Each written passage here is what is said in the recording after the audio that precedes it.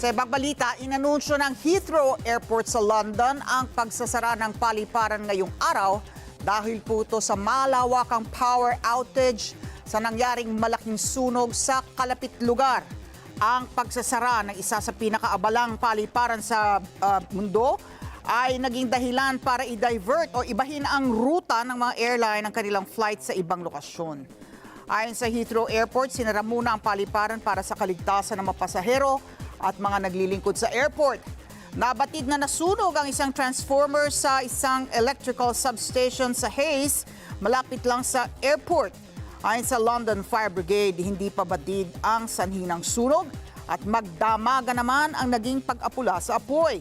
Nasa 150 katao inilikas at mahigit sa 16,000 tirahan ang walang supply ng kuryente.